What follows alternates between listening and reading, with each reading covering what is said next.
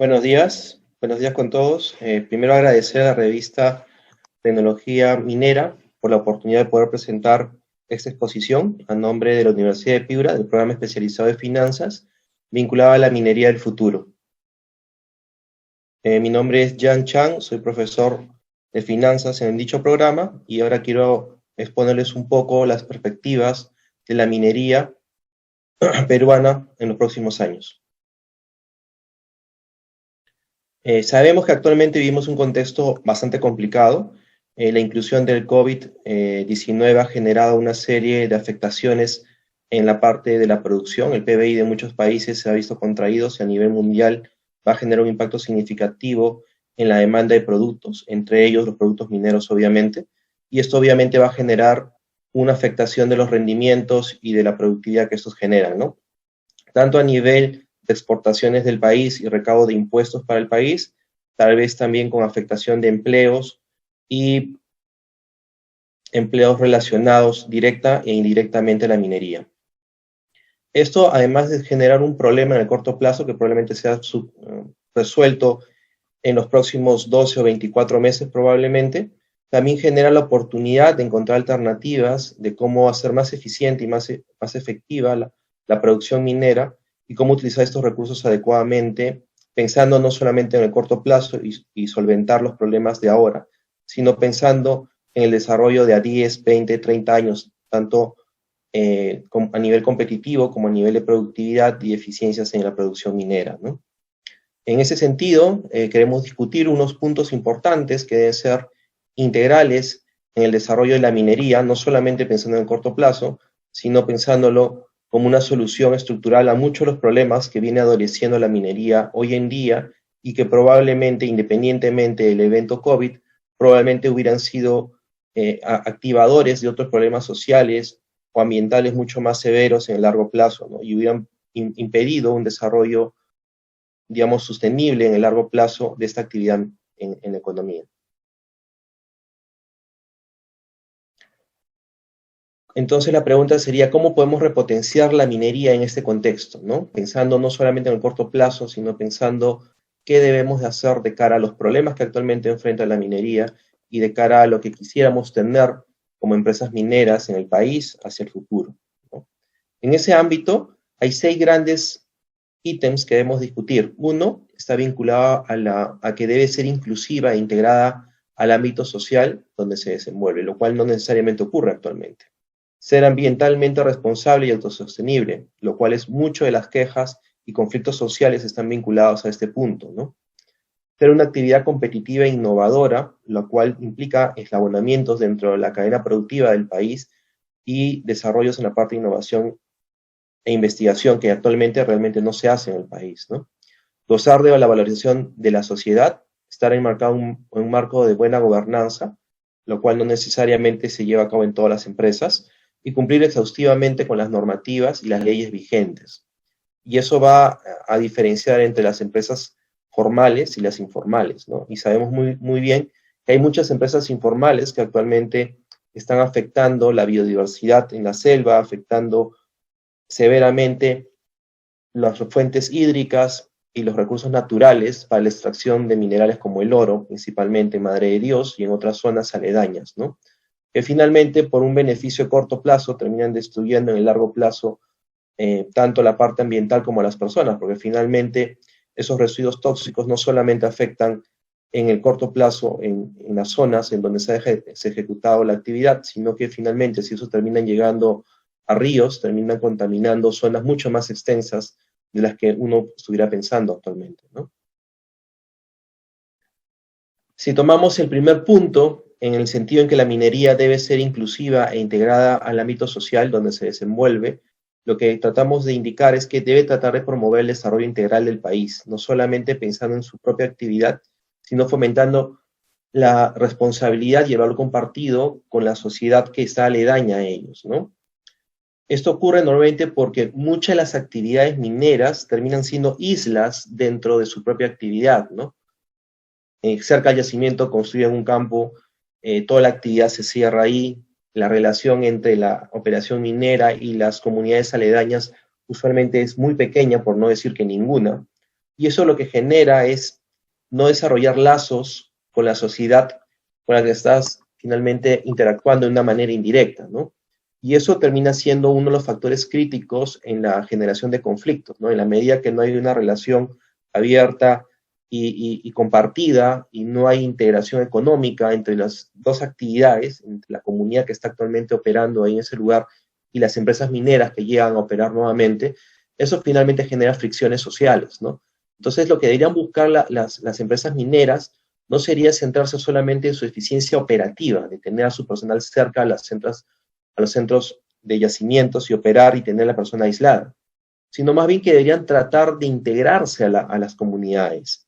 ¿Y cómo se logra esto? Pues pasando por cosas básicas, ¿no?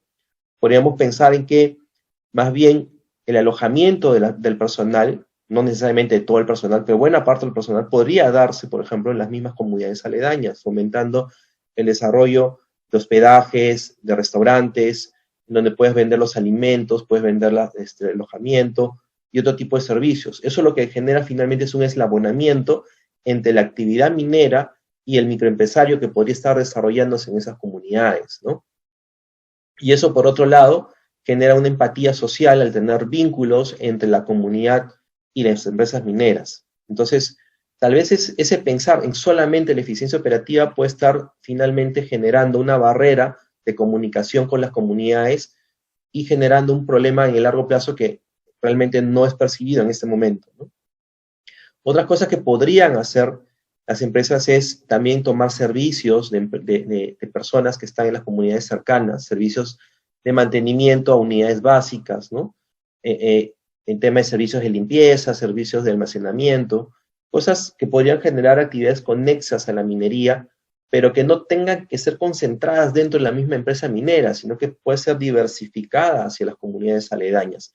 Lo que, insisto, vuelve a generar eslabonamientos económicos y eso genera una mayor integración entre la empresa y la comunidad. Lo otro que podría estar generando las empresas pensando en el largo plazo es promover un tema de capacitación, ¿no? No tienen que ser necesariamente en temas muy técnicos ni de mucho impacto profesional, ¿no? No estamos hablando que estén capacitando abogados, mucho menos, o médicos en términos generales, ¿no? Pero podrían estar apoyando mucho en desarrollar actividades técnicas para personas que quieran, por ejemplo, trabajar en funciones de soldadores, actividades propias de la minería, ¿no? Capacitarlos adecuadamente en la parte técnica, ¿no? Lo cual no es ni muy costoso ni toma mucho tiempo, entonces la implementación es rápida y el resultado en la interacción económica con la comunidad finalmente se puede ver plausible en el muy corto plazo, ¿no? Entonces, la visión no solamente tiene que ser económica y eficiencia operativa, tiene que pensar mucho en cuál es la relación que empieza a generar esa actividad con respecto a la comunidad, porque si finalmente tú no estableces esa relación con la comunidad y finalmente te ven como un extraño que solamente haces tus cosas y finalmente ese beneficio no llega a la comunidad, finalmente se generan conflictos sociales que te van a terminar parando la mina o te van a terminar bloqueando las zonas de transporte, ¿no? Entonces, eso hay que tenerlo en consideración. Otro tema importante es que se tiene que ser se tiene que ser ambientalmente responsable y pensar en las soluciones autosostenibles, ¿de acuerdo? Se tiene que operar con responsabilidad, con altos valores, con altos estándares ambientales y velar en todo momento por la salud tanto de las personas como de los ecosistemas, ¿no? Y eso es fundamental en una actividad económica, porque, digamos, estás en una comunidad que toda la vida se ha dedicado a cultivar ciertos productos o a mantener un ganado determinado y vivir de eso, ¿no? En términos relativos, la comunidad se siente conforme, es su medio de vivir y es su entorno. Y ahora de pronto llega una empresa minera que rompe eso al generar, digamos, contaminación vía emisión de polvos al momento de hacer las operaciones mineras, contaminar los recursos hídricos al llegar sustancias como el mercurio a fuentes hídricas, y eso termina afectando la producción de los productos agrícolas, de lo cual realmente vive la comunidad, y termina afectando también la salud y la productividad de los ganados que ellos están manejando, ¿no? De lo que básicamente viven. Entonces, al afectar esto, uno termina preguntándose, o sea, tienes una actividad minera que finalmente no va a retornar ningún beneficio a la comunidad, y la comunidad que ya se sentía autosostenible y ahora literalmente está perdiendo todo para que un pequeño que ni siquiera vive ahí termine ganando beneficios y ellos no, Y eso finalmente genera conflictos sociales porque no se están integrándose las actividades. Entonces, eso se tiene que tener muy en consideración. Pensemos que cierra la mina finalmente y al final ni hay minería ni actividad minera que no genera ningún beneficio al final. Y al final las tierras ya no son tierras eriáceas y el agua ya no sirve como fuente de alimentación para esos cultivos y ganados. Entonces al final no solamente no ha generado ningún beneficio, sino que finalmente ha terminado destruyendo la economía de esas comunidades y eso genera conflictos sociales. Entonces se tiene que pensar en las consecuencias de largo plazo, no solamente pensar en el beneficio y los rendimientos de corto plazo. Al tomar en consideración ese tipo de cosas, finalmente puedes cambiar el enfoque y puedes generar valor para todos, tanto para la empresa minera como para el Estado, la recolección de impuestos, y para el bienestar de las comunidades aledañas a esas empresas mineras, ¿no? En ese sentido, se tiene que trabajar mucho en el cuidado de los recursos hídricos y energéticos. Y eso es algo muy crítico para mitigar tanto el tema de cambio climático y promover la economía circular, ¿no? En la medida que tú cuidas los recursos hídricos y esos se mantienen saludables, pueden seguir manteniendo sus actividades tradicionales. Y por otro lado, si pudieras contribuir a generar fuentes energéticas autosostenibles vía centrales hidroeléctricas en la medida de lo posible, centrales que funcionen con energía solar, o eólica, eso puede ayudar a que la minera genere menor impacto que estar consumiendo petróleo o gas o conectándose a los suministros de la red interconectada, ¿no? Es más, si pudieran desarrollar sus propias fuentes de energías limpias, podrían compartir esas energías con las comunidades aledañas, lo cual también genera otros beneficios a esas comunidades aledañas, ¿no? Inclusive el acceso a Internet podría beneficiar en temas de educación, ¿no? Accesos a temas de salud también. Y el otro tema importante también estamos vinculados al tema de la cierre de las operaciones mineras, ¿no? Finalmente, las minas en algún momento terminan de operar porque finalmente los yacimientos se consumen y finalmente se tienen que cerrar, ¿no? Muchos de esos residuos que quedan, de alguna manera, muchas de las tecnologías nuevas en lo que enfocan es a que esos desperdicios finalmente sean reinsertados dentro de las minas para que finalmente no queden desperdicios que terminen afectando a otro tipo de actividades económicas o como estas minas que terminan trabajando y dejan todos sus residuos cerca de los ríos y ocurre lamentablemente, puede ocurrir lluvias muy torrentosas y finalmente estos relaves terminan llegando a las fuentes hídricas, ¿no? Y eso termina afectando a todas las poblaciones que están en el curso de ese recurso hídrico. Entonces, trabajar esto con mucho cuidado es muy importante tanto para la actividad minera en ese punto como para las zonas aledañas más allá de ese punto de operación, ¿no? Entonces se tiene que ver un ambiente mucho más abierto y no cerrarse solamente a pensar en la propia actividad minera, ¿no? El tercer componente está vinculado con ser una actividad competitiva e innovadora. El Perú tiene una gran ventaja con respecto a otras economías a nivel global, ¿ya? La minería en Perú es relativamente una de las más baratas a nivel mundial. Es el cuartil más bajo en costos de producción a nivel mundial, lo cual genera un amplio margen de beneficios para la minería en términos relativos a los que operan en nuestro país. Entonces, eso genera que haya mucho interés para desarrollar prospectos mineros en el país, y en ese sentido, eso es una gran ventaja competitiva para poder promover más inversiones, ¿no? Solamente el año pasado, en noviembre del año pasado, antes que empezara todo este problema del COVID, se estimaba unos 6.000 millones de inversión para este año, ¿no? Para el 2020. Obviamente esa inversión probablemente se relativice a ser un monto un poco menor, dadas las complicaciones operativas que vienen enfrentando y las prioridades, básicamente, ¿no?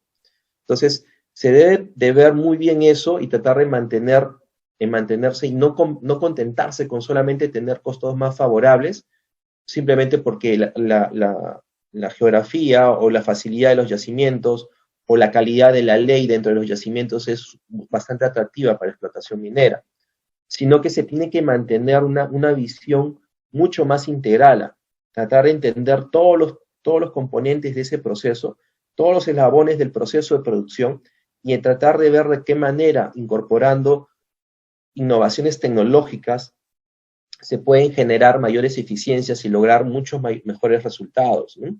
Se tiene que mantener al personal siempre capacitado y motivado para que trate de encontrar esas mejoras productivas.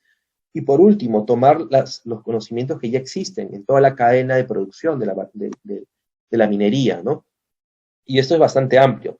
Esto empieza por utilizar Big Data para poder analizar todos los flujos y todos los procesos y ver dónde existen oportunidades de mejora, en la parte de transporte, en la eficiencia de recolección de los materiales, en el procesamiento de los materiales y mucha serie de cosas que pueden ser interesantes, en tema de la energía, consumo de energía, uso de recursos, uso de materiales adecuados para diferentes tipos de productos y en diferentes tipos de ambientes. Entonces, todo ese tipo de cosas, con un adecuado uso de información, se puede optimizar. Y al optimizar, tú reduces costos y el margen finalmente se incrementa. Lo mismo pasa con la energía eléctrica. Si tú logras utilizar la energía de una manera óptima, finalmente el consumo se reduce. Es más, la otra alternativa es que produzcan ellos mismos su energía. Ya existen plantas de eólicas y plantas con energía solar que pueden ser capaces de abastecer cierto tipo o cierta parte de la operativa minera. Y eso permitiría generar ahorros significativos para la producción, sobre todo en el consumo energético, tanto la parte iluminativa como de la potencia necesaria cuando necesitas hacer perforaciones de algún tipo, ¿no? Entonces, hay que tener siempre abierta la mente y ver qué otras opciones existen en el mercado para ser más eficientes en todo el proceso de producción minera. En la medida que uno haga eso, va a poder ser más eficiente y por lo tanto más competitivo, y aunque los precios internacionales terminen bajándose y tienes un costos más bajos, la probabilidad que reducciones en el precio te afecten el margen y el rendimiento se reducen considerablemente, ¿no? Eso implica también introducir las mejores prácticas, tanto al uso de activos, cómo gestionar los activos, cómo optimizar la operativa minera y otra serie de mejoras que obviamente todos los años van saliendo, ¿no? Inclusive deberían evaluarse la posibilidad de utilizar herramientas, ya, por ejemplo, reemplazar ciertos obreros o ciertas posiciones por robots que puedan hacer esas funciones, ¿no? Sobre todo las de alto riesgo y de alta exposición a las personas, ¿no? Porque finalmente estos recursos podrían ayudarte a optimizar tu producción y hacer una producción más continua, no tener que tener ni siquiera grupos de personas que están entrando, sino trabajar las 24 horas en ciertas actividades de riesgo y que éstas sean mucho más productivas, ¿no? Entonces, esa evaluación tiene que ser constante y la búsqueda de esa solución es muy importante para poder mantener los márgenes de productividad de las minas, ¿no? Un cuarto tema importante es gozar de la valoración de la sociedad, ¿no?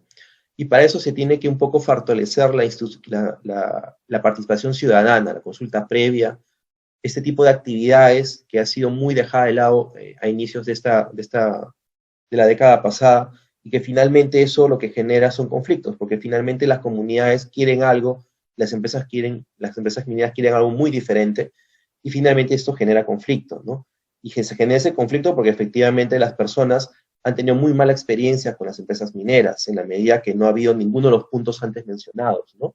No ha habido un tema de integración social, no ha habido un tema de respeto al medio ambiente, entonces finalmente no termina habiendo un lazo comunicativo con la empresa minera. Es más, las personas que viven ahí no tienen de qué manera decirle a las empresas mineras o exigirles que se respete sus formas de vida, sus condiciones de vida, y finalmente cualquier impacto sobre esto tiene que ser finalmente compensado de alguna manera por las empresas mineras, ¿no? Y a la medida que no existe este lazo comunicativo, en que no existe la participación ciudadana en la toma de decisiones para iniciar nuevos yacimientos, lo que finalmente va a terminar ocurriendo en el mediano y largo plazo son más conflictos sociales, ¿no? Y terminan pasando cosas como Tía María o cosas similares que en la medida que no ha habido el diálogo adecuado, ni mucho menos la confianza de las personas hacia las empresas mineras, obviamente esas terminan paralizándose. Y al no ejecutarse, terminan impactando en el crecimiento de la economía del país y también las posibilidades de utilizar esos recursos para otros fines, ¿no? No digo que las formas de uso tengan que seguir siendo las mismas, porque definitivamente los royalties y el canon no ha sido la mejor manera de administrar los recursos mineros del país, ¿no? Eso ya es otro tema, podemos discutirlo más adelante, pero hay muchas alternativas como la constitución de fondos soberanos, como los que maneja Noruega o Abu Dhabi, ¿no? Que son fondos significativos y que se han basado en yacimientos, en este caso petroleros, pero no tienen que ser limitados a eso, ¿no? Podrían ser a partir de yacimientos mineros, por ejemplo, ¿no? Finalmente, la contribución de regalías bimestrales alrededor de $500 millones, ¿no? imagínense eso, estamos hablando casi 3.000 millones al año, en 10 años son 30.000 millones de dólares que se han podido acumular en un fondo soberano, un rendimiento de 10%, te puede estar generando un gasto corriente de 3.000 millones de dólares, reemplazando la existencia de la riqueza actual, lo cual no se está dando, ¿no? Entonces, son muchos temas que quedan abiertos, pero finalmente, en la medida que hay una integración y una socialización de la comunidad con las empresas mineras, esto finalmente puede encontrar puntos de apoyo, integrando los dos puntos anteriores iniciales comentados, pero además entendiendo las necesidades de las comunidades, ¿no? Porque finalmente, ¿de qué les sirve tener fondos para que el alcalde se le ocurra construir, por ejemplo, un estadio, cuando en realidad lo que necesita estas comunidades son probablemente mantener sus recursos hídricos saludables, tener acceso a una buena educación y tener un acceso a salud de manera adecuada, ¿no? Entonces, eso debería ser un tema de evaluación, tanto de la integración hacia la sociedad, que la minera tiene que hacer el trabajo, identificar esas necesidades y colaborar de esa manera con esas necesidades, ¿no? Y aprovechando alternativas muy abiertas que ellos tienen, ¿no? Porque finalmente, si uno hace donaciones, puede hacer esas donaciones deducibles de impuesto a la renta y finalmente también genera un bienestar en la sociedad, ¿no? Entonces, son herramientas que debe evaluar las mineras para poder tener una mejor relación con las comunidades, ¿no? Es más, tal vez no solamente pensar en apoyo en la parte educativa y salud, que debería ser lo mínimo que debería hacer, sino que también podría colaborar utilizando su parte logística para que las empresas locales o los pequeños comerciantes o los mismos agricultores o ganaderos puedan finalmente colocar esos productos utilizando la cadena de distribución de las mineras en centros de mayor consumo, con eso obtener mejores precios y finalmente beneficiarse de su propio trabajo y no de regalos que pueda hacerle las empresas mineras, ¿no? El punto 5 está enmarcado en un buen marco de gobernanza, ¿no? Este marco de gobernanza es un concepto bastante interesante y amplio, implica que hay que hacer, de hacer las mejores cosas posibles, tanto para la sociedad, como para las empresas, y como para la comunidad y el medio ambiente, ¿no? Entonces, se tiene que tener un compromiso mayor, no solamente vinculado al requerimiento de corto plazo del rendimiento de la empresa, sino realmente entender el desarrollo económico como un tema más amplio, ¿no? En donde participen todos los sectores, en donde finalmente el beneficio genere para todos. Pero eso, ¿cómo se logra? Se logra en la medida que hay un compromiso tanto de la empresa minera como de las comunidades y como del gobierno, ¿no? Y de los otros actores que puedan estar en el medio, ¿no? ¿Esto qué permite? Permite que de la mano del Estado se puedan prevenir y gestionar y evitar conflictos sociales. Significa que si pudiera manejar esto adecuadamente, si las empresas mineras no se cerraran a su rendimiento, sino realmente se acercaran a conversar con las comunidades, podrían encontrarse soluciones como hemos mencionado en los puntos anteriores, tanto en el punto 1, en el punto 2, en el punto 4, ¿no? Entonces, hay alternativas, es tema de decisión política. Si la decisión política no viene desde el directorio de las empresas mineras, obviamente no va a existir la opción de que el management de esas empresas mineras finalmente estén obligadas a implementar las indicaciones del directorio y forzadas a poder establecer esas condiciones de relación con las comunidades y el respeto a las normas ambientales que deben de ser seguidas, ¿no? Entonces, eso vale por el lado de las empresas mineras. Desde el directorio tienen que venir las normativas y la guía hacia un cumplimiento adecuado de las normas tanto ambientales como sociales, sino que también tiene que venir por el lado de la propia gobernanza del Estado. El Estado debe tener instituciones sólidas y tiene que ser un actor que permita superar las asimetrías de la información, que no sea que la información la tenga, digamos, la versión de la comunidad y la versión de la minera, sino que sea una información de lo más transparente para ambas partes. Y el actor que debería sincerar y transparentar esa información es el Estado. Y eso lamentablemente no ocurre.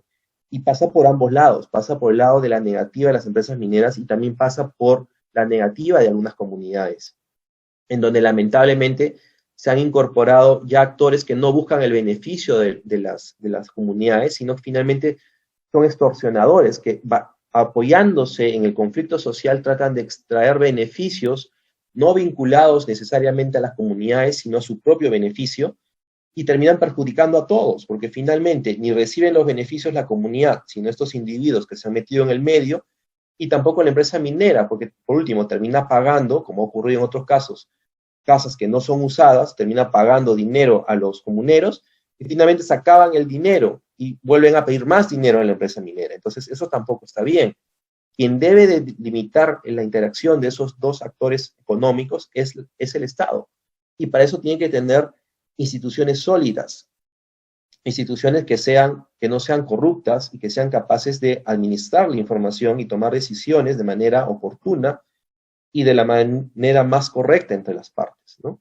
Y eso está faltando. En la medida que eso se pueda desarrollar, va a ser de mucho beneficio tanto para el desarrollo económico de la sociedad como para la implementación y la apertura de mayores yacimientos y mayor nivel de explotación y por lo tanto mayores beneficios para el país y para el Estado, finalmente, ¿no? Y eso pasa por hacer cumplir esto, ¿no? Establecer esas normas y tener cómo hacerlas cumplir, básicamente. Y esto se complementa con este otro punto, que es hacer cumplir exhaustivamente con las normativas y leyes vigentes, ¿no? Entonces, esta función es principalmente del Estado, ¿no? El Estado debe mantener un marco normativo tal como lo ha hecho hasta ahora. Uno de los mejores aciertos que ha habido de la economía peruana y por lo cual hemos tenido un crecimiento bastante bueno en los últimos 30 años ha estado vinculado básicamente a la normativa muy clara, concisa y eficiente de lo que ha sido el marco de la política para el tema de explotación minera, ¿no? El tema de los derechos de propiedad y el respeto a la normativa, ¿no? Eso se ha ido acompañado en muchos casos por la firma de contratos vía decretos ley, ¿no? Que han complementado la existencia de estos yacimientos iniciales, pero finalmente la normativa ha sido muy buena y se ha mantenido adecuada en el tiempo, ¿no? Pero eso no quita que no pueda ser mejorada y sobre todo que se puedan ejecutar de la manera adecuada, porque podemos tener muchas normas, pero si estas normas finalmente no pueden ser ejecutadas adecuadamente y no son controladas adecuadamente, finalmente es como si no existieran, ¿no?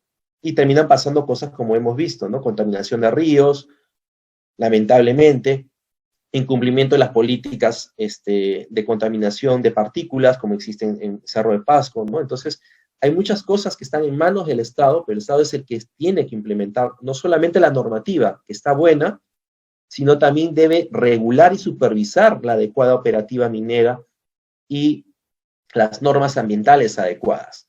Y en ese sentido debería generar una unidad muy, muy independiente, como existe probablemente en el caso de la Superintendencia de Banca y Seguros, por ejemplo, que es muy reconocida a nivel latinoamericano.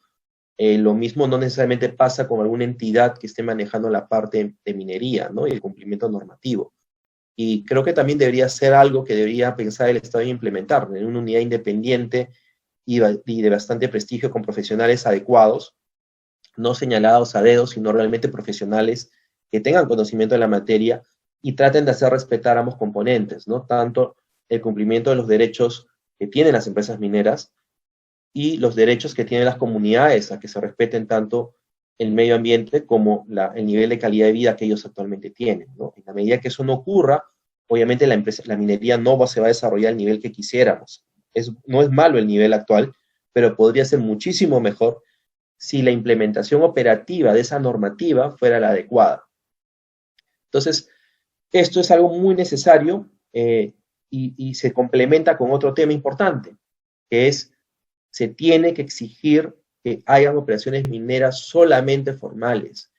La minería informal es una de las peores lacras que tiene nuestro país. En la medida que ésta existe, existen un montón de problemas ambientales, generan problemas sociales y destruyen el medio ambiente. Y finalmente no se beneficia a nadie, solamente esa persona que está extrayendo ilegalmente la materia prima. Y el caso más evidente ha sido el caso de la extracción de oro en Madre de Dios, ¿no? En donde prácticamente, y no es el único lugar donde se ejecuta, y para que se den una idea, la mitad de las exportaciones peruanas de oro están sustentadas por producciones de empresas mineras peruanas formales. El otro 50% aparece mágicamente, no existe sustento. Obviamente, esa minería informal es tan perjudicial como la venta de drogas, ¿no? Finalmente trae muchos problemas alrededor de esa actividad ilegal. Entonces el Estado tiene que tomar decisiones fuertes y contundentes con respecto a eso, ¿no? Fue excelente lo que se hizo hace un año cuando se hizo la intervención en la zona de Madre de Dios, pero no es la única zona. Y tiene que ser de una manera más permanente, con penas mucho más altas y sancionadas finalmente, como si fuera tráfico de drogas. Finalmente es eso lo que genera. Hay todo un pago a todas las personas, termina destruyendo no solamente el medio ambiente, sino también las zonas, el entorno social, termina destruyendo las posibilidades de desarrollo sostenido, ¿no? Entonces, se tienen que tomar decisiones mucho más fuertes que esas, ¿no? Si lo queremos ver en un nivel ya un poco más numérico, aterrizando un poco lo que ha ocurrido finalmente con el COVID y las perspectivas de desarrollo en la parte minera, hasta inicios de este año, las proyecciones para este año, ahí pueden ver en el cuadro, el PBI ha ido cayendo en los últimos años, lamentablemente, por diferentes factores, tanto políticos como por entornos económicos no muy adecuados. El año 2019 nomás estábamos en problemas comerciales entre China y Estados Unidos, que en cierto periodo del tiempo terminó afectando los precios de los commodities y por tanto el valor de las exportaciones y por tanto el PBI del país, ¿no? Actualmente las nuevas proyecciones están en que la economía peruana se contraiga en un 2.4, que es más o menos el promedio del consenso entre los diferentes economistas, aunque existen extremistas que dicen que vamos a caer un 10%, pero digamos, si se toman las medidas adecuadas y eso no se prorroga mucho, probablemente no sea así, y más probablemente sea más cercano el, el promedio que se estima de la opinión de los economistas, ¿no? Con respecto al tipo de cambio, se espera un crecimiento del tipo de cambio, ha ido aumentando finalmente, dadas las condiciones y el nivel de riesgo y la percepción de los inversionistas, ¿no? Según el BCR, la inflación esperada estaba a inicios de año en 2.5, ahora es de 2%, básicamente por el constreñimiento del consumo. Por lo tanto, normalmente cuando se reduce el consumo y la oferta se mantiene, los precios deberían tender a bajar un poco más, ¿no? Entonces, el crecimiento esperado de la inflación va a ser menor por ese efecto de las restricciones que actualmente tenemos de tráfico y de movilidad, ¿no? Con respecto a las tasas de interés, estas han caído significativamente. El Banco Central ha salido a hacer una reducción significativa de la tasa interbancaria para poder fomentar el flujo de crédito y que finalmente no se rompa la cadena de pagos a nivel de la economía local, ¿no? Entonces, son medidas interesantes, son un entorno no necesariamente el mejor, pero las perspectivas de largo plazo son muy buenas aún, ¿no? Pero para tener un mejor resultado, obviamente, ya hemos visto estas 6 medidas que deberían de tomarse en conjunto para poder mejorar la performance de la minería de aquí hacia adelante, independientemente de eventos fortuitos y de corto plazo, como está ocurriendo en este momento con el tema del COVID, ¿no? Si hablamos ahora del tema de precios, para verlo en términos relativos, acá podemos observar claramente en esta parte, en la parte izquierda, podemos ver la cotización del oro, ¿no? Este es básicamente un trade de 5 años, en donde podemos observar que los precios han ido subiendo desde alrededor de $1,100 en el año 2016, en julio de 2016, ha llegado a un pico en el año 2020, alrededor de $1,780 es lo que ha llegado el pico de precios, actualmente está en 1,712. Normalmente el oro funciona como refugio, cuando las economías tienen problemas, normalmente terminan siendo una reserva de valor el oro finalmente, pues, ¿no? Entonces, en un entorno en donde hay muy pocos activos financieros confiables en el corto plazo, muchas personas prefieren tener un refugio en el oro y eso presiona al alza el precio del oro en términos generales, ¿no? Obviamente eso nos beneficia porque somos uno de los principales exportadores de oro a nivel mundial. Si mal no recuerdo, somos el tercero a nivel mundial y estamos en muy buenas condiciones de poder obtener buenas rentas de eso, ¿no? Por el lado de la plata ha pasado algo significativo, también ha crecido un poco, estuvo bajo los precios en el año 2019. Lo mismo pasó acá con el zinc y el cobre. Si ven los precios en el año 2019 ya de por sí eran un poco bajos. Esto básicamente por el tema del conflicto comercial entre Estados Unidos y China.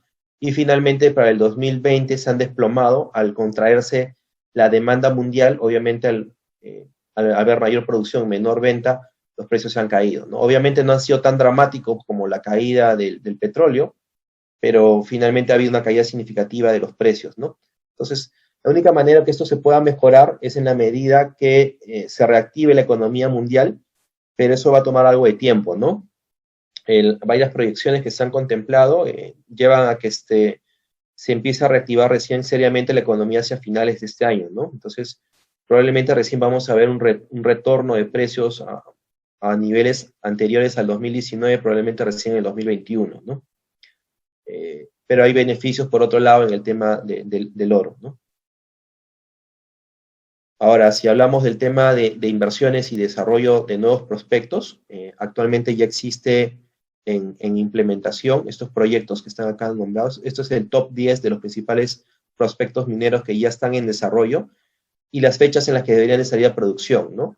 Una de las más importantes es la de Toro Mocho, que está para este año. Muchas de esas están manteniéndose, los desarrollos, y algunas están para los años 2022, 2023, ¿no? Y están mucho más allá. Pero es un monto significativo de inversiones que va a recibir el Perú en los próximos 5 años. Son 26.000 millones de dólares que son en el desarrollo de estos prospectos, ¿no? Que finalmente, de una manera u otra, terminan llegando vía impuestos, vía indirecta o vía directa con la contratación de personal dentro de la economía, y eso incrementa el consumo y por lo tanto eso debería presionar el incremento del PBI del país, ¿no? En los próximos años. Entonces es una buena visión que estas cifras se sigan manteniéndose y que tengamos unas muy buenas perspectivas de inversión en el mediano plazo, ¿no? Y si hablamos de más allá del 2025, tenemos estos otros prospectos que están en desarrollo, que suman otros 30.000 millones de dólares en inversiones, que podrían ser muy interesantes, que si se tuvieran el marco adecuado y las normas adecuadas, probablemente podrían apoyar mucho al desarrollo de estos prospectos, ¿no?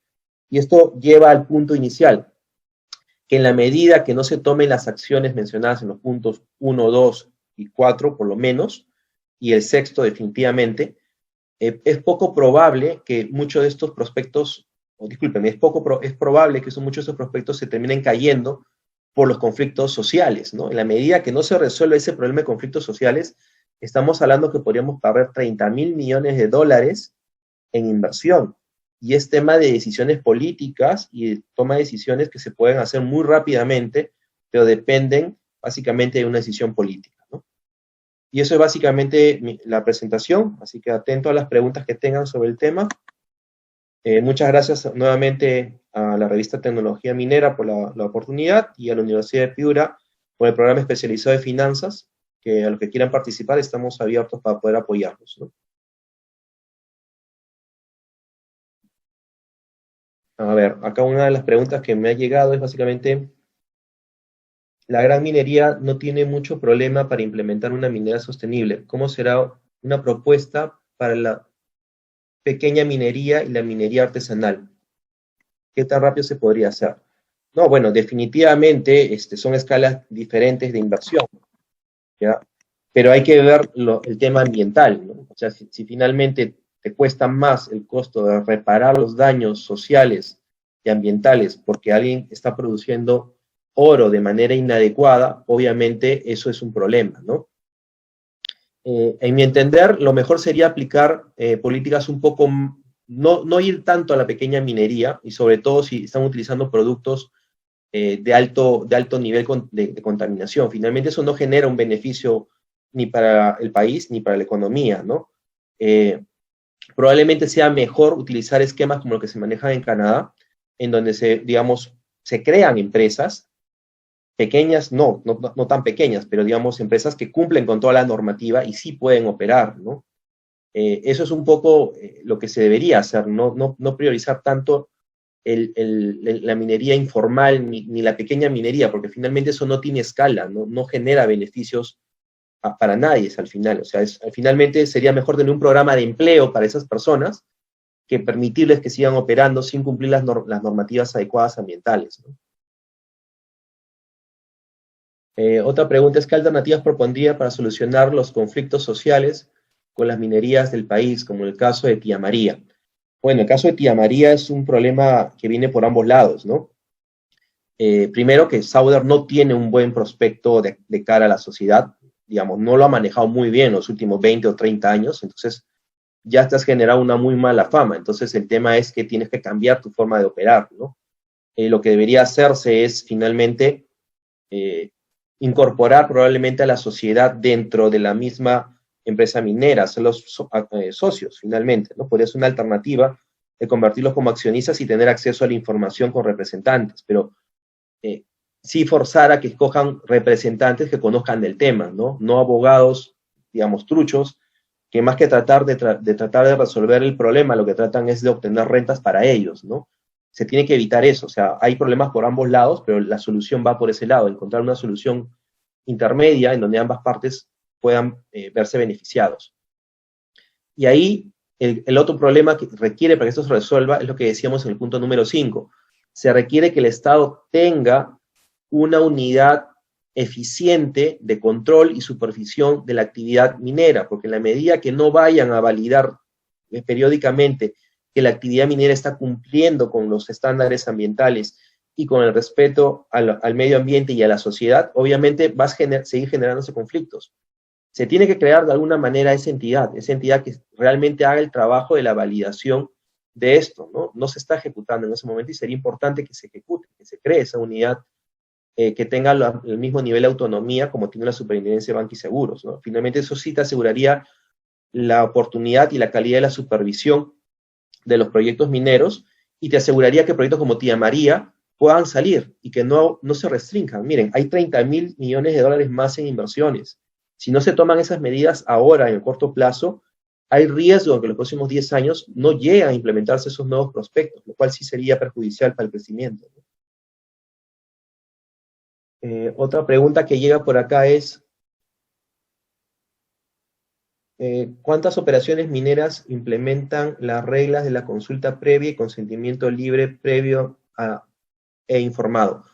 Esa es una norma que se ha estado tratando de implementar. Obviamente el gobierno actual sí lo ha hecho, ha exigido que haya la consulta previa, pero lo que está ocurriendo es que ya existe de por sí un sesgo antiminero. Entonces, obviamente se tiene que trabajar en los puntos mencionados al inicio de la presentación, que son básicamente la relación con las comunidades, establecer realmente relación con las comunidades.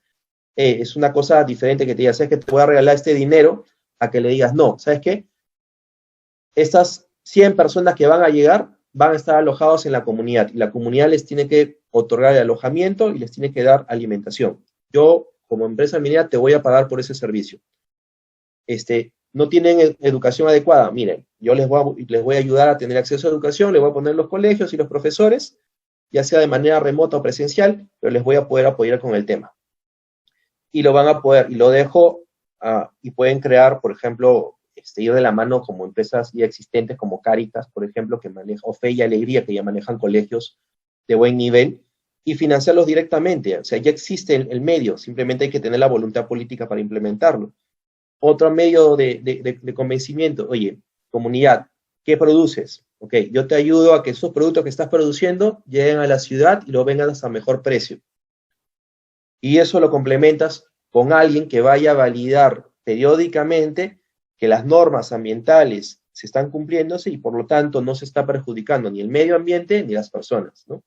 En la medida que se implemente eso, se resuelven problemas como el de Tía María y se le da un eficiente uso a esa normativa que requiere la consulta previa, porque si tú no le das el marco adecuado de cómo vas a resolver el problema y solamente vas a decirle, oye, quiero operar, acá están los impuestos y ya tuve, eso no va a funcionar, ¿no? ¿Por qué no va a funcionar? Porque ya existe una experiencia de 20 o 30 años en donde básicamente no han hecho nada con ese dinero. Pero el problema no solamente viene por la empresa minera, principalmente viene por los gobiernos locales. Gobiernos como los alcaldes, como como los gobernadores, que finalmente no han hecho nada con ese dinero. El Estado le da regalías por más de 500 millones de dólares. Solamente 3 regiones han acumulado 500 millones de dólares en regalías. Si estamos hablando de Ancash, La Libertad y Cajamarca. Solamente tres regiones. ¿Y qué hacen con ese dinero? Pues realmente es lamentable lo que hacen con esos dineros, ¿no? Como experiencia personal, yo he tenido un amigo que ha sido contratado por un municipio en Cusco que recibe regalías por varios millones de dólares y solamente son menos de 20.000 habitantes, fue contratado solamente para que concluyeran el trabajo en el SNIP y pudieran darle el permiso para construir un estadio para 30.000 personas. O sea, se dan cuenta el uso absurdo de algo que es una riqueza, que es la minería, que finalmente, al ser consumida en gasto corriente, desaparece. Eso es lo peor que pueden hacer. Un cambio importante que debería ocurrir es que el gobierno deje de estar dando deje de estar dando royalties y regalías a los gobiernos. Eso está muy mal hecho, eso debe cambiar y es urgente que eso cambie. Por eso mencionaba el tema de los fondos soberanos. Cuando un país tiene acceso a rentas de un yacimiento o de algo que es finalmente una reserva que se va a agotar, no puede reemplazar esa riqueza de ese recurso que se consume en un gasto corriente. Es lo peor que puedes hacer. Y muchos países se han dado cuenta de eso. ¿Qué ha hecho Noruega, por ejemplo? Desde que empezó la explotación petrolera, lo que hizo es toda la rentabilidad que genere la venta de petróleos, toda esa rentabilidad va a un fondo soberano. Ese fondo soberano solamente puede ser invertido en activos de bajo nivel de riesgo y el rendimiento de ese fondo soberano, solamente el rendimiento se puede utilizar como gasto corriente. Y gasto corriente en cosas que realmente se necesiten, no en cosas como lo que les conté de Cusco, para poder justificar el gasto y encima de cada se quede con el 10%. ¿Entienden? Y eso es algo que está pasando. Si el gobierno no toma conciencia de eso, vamos a terminar consumiendo todos nuestros yacimientos de minerales y cuando se acaben, también se acabó. No tenemos nada para reemplazar eso. En cambio, si esos yacimientos finalmente se convierten en otro activo financiero, que en este caso es un fondo de inversión, finalmente no has perdido nada, sino que has convertido el activo fijo, que es tu yacimiento, en un activo financiero por el mismo valor equivalente y no has perdido valor en el largo plazo. En cambio, el rendimiento que genera este fondo anualmente lo puedes destinar a gasto corriente. De esa manera, la riqueza nunca se destruye ni se pierde, sino que se mantiene en el tiempo y es más, crece. El fondo de Noruega ahorita está casi cercano a los 100.000 millones de dólares, imagínense. Abu Dhabi, lo mismo, casi 800.000 millones de dólares en fondos soberanos. Y estos fondos soberanos son los principales inversionistas y tienen participación en casi menos del 10% de casi todos los activos financieros grandes a nivel mundial, imagínense. Y eso es algo que para el Perú no está muy lejano de lograrse, si se pudiera constituir algo de este tipo.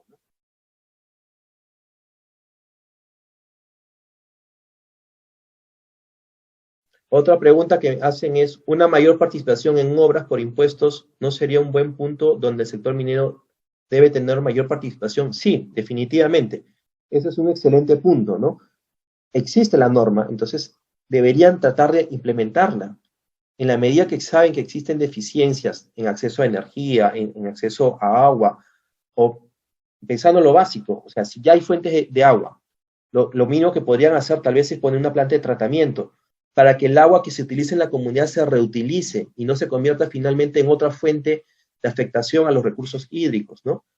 Otro tema en que podrían invertir es en el tema de salud, traer doctores que puedan ir a atender en comunidades aledañas y poder dar un mejor nivel de calidad de vida. Temas como educación, como les mencionaba, pueden constituir un colegio, construir la infraestructura como inversión y luego llegar a un acuerdo, por ejemplo, con ya otras empresas dedicadas al tema de educación que lo hacen de manera caritativa, como puede ser empresas que administran, por ejemplo, Fea y Alegría, u otras de ese tipo que requieren algún tipo de fomento para poder hacerlo, ¿no? O por último, podría generarse algún tipo de solución integral, ¿no? O sea, miren cuántas empresas mineras existen. Sería mucho más fácil que todas esas empresas mineras colaboraran en un fondo compartido para poder dar acceso a la educación adecuada a las personas, ¿no? Y no necesariamente construyendo, por último, pueden ya existir un colegio allá y lo que hace es subsidiar la mensualidad de la pensión que reciben esos alumnos para poder contratar mejores estudiantes, mejores profesores, disculpen. Y al revés, también ayudar a colocar a las personas que quieran salir de esos lugares, ayudarlos con programas de becas, entre comillas, que podrían ser reembolsables o pagaderos en muy largo plazo, o básicamente con trabajo, ¿no? Entonces, existen muchas formas como pueden aprovechar esa opción que da la política y la norma, ¿no? Y no se está utilizando de la manera adecuada, ¿no? Otra pregunta más que se hace es, ¿cuál sería su recomendación para que la minería y la agricultura convivan en paz en nuestro país? Eh, yo creo que pasa por lo más básico de todo, ¿no? Los derechos de uno terminan donde los deberes, donde empiezan los derechos de otros, ¿no? Entonces, y ambos lados tienen derechos y deberes. En la medida que se respeten mutuamente, eso va a permitir que eso ocurra, ¿no? Entonces, sería de una manera complementaria en la medida que se tome en consideración los puntos que comentamos al inicio, que es la minera tiene que respetar las fuentes hídricas. En la medida que eso no ocurra y la contaminación por partículas sea la adecuada y no terminen destruyendo los cultivos, eso no va a ocurrir. Entonces, para que pueda ocurrir realmente ese entorno, las empresas mineras tienen que empezar respetando los derechos económicos, sociales y ambientales de las comunidades. Entonces, tienen que restringir y optimizar con tecnología adecuada la explotación de sus yacimientos mineros. ¿De acuerdo? Recuerden, Perú tiene los costos más bajos, entonces invertir en tener un mejor nivel de explotación adecuado, respetando los recursos hídricos y la contaminación por partículas, es súper importante para poder llegar a un punto de intersección entre ambas actividades económicas, ¿no? ¿Qué deberían hacer las mineras? Lo mínimo que deberían de hacer es poner sus plantas de tratamiento y reinyectar los residuos del proceso minero dentro del mismo yacimiento. En un yacimiento, conforme tú vas avanzando, se van creando galerías en donde están, digamos, vacías, porque es donde se ha extraído el material. Podrían reingresar esos materiales dentro de la misma operación minera. Obviamente eso implica un costo, pero ese costo lo tiene que terminar absorbiendo, porque si no, obviamente, esa contaminación termina la operación, va a terminar sí o sí afectando a todos, no solamente a la comunidad aledaña, porque si afecta al recurso hídrico, va a terminar afectando toda la cuenca de ese residuo hídrico, ¿no? De ese recurso hídrico. Entonces, tiene que pasar por el respeto de esas normas, de poder implementar soluciones estructurales, como plantas de tratamiento del agua, que permitan mantener la calidad del agua, por un lado, y reincorporando los excedentes para que puedan operar adecuadamente, eh, puedan operar adecuadamente.